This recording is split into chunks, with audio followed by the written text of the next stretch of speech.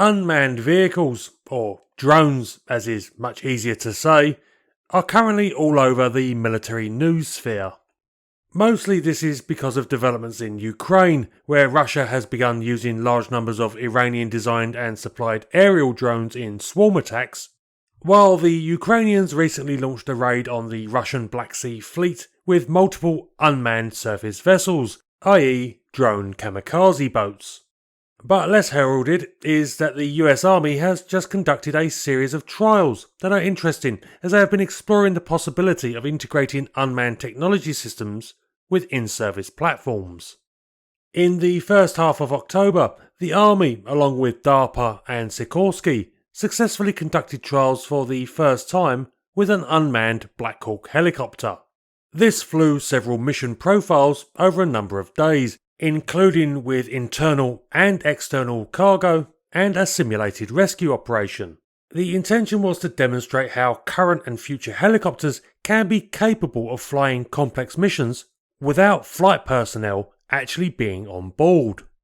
This opens the possibility of high-risk missions being attempted that might otherwise not be considered feasible due to the risks to the flight crew being unacceptable. The trial involved the pilots flying to a waypoint, disembarking and activating the autonomous control system, which is designated as the Sikorsky Matrix.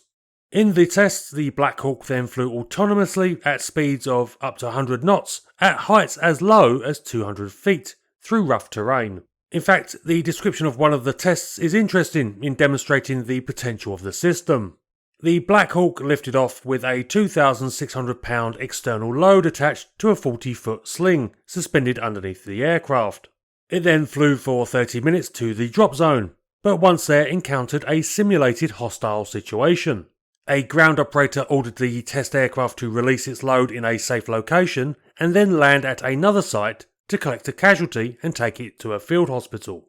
This mannequin was fitted with a backdock patient monitoring device that was able to relay the simulated patient's vital signs to ground-based medical personnel via the helicopter's communication system.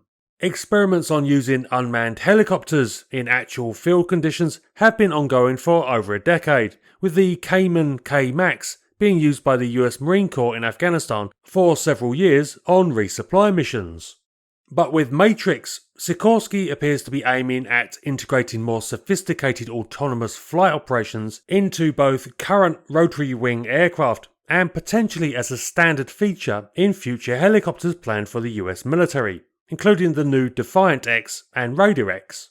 Helicopters have long been recognised to be highly vulnerable to battle damage, and the danger to flight crew in high-risk operations has basically had to be a factor in their use since the start of military rotary aviation. But if the Matrix system works out as promised, then perhaps we are approaching the time when helicopter support will become even more useful in combat situations.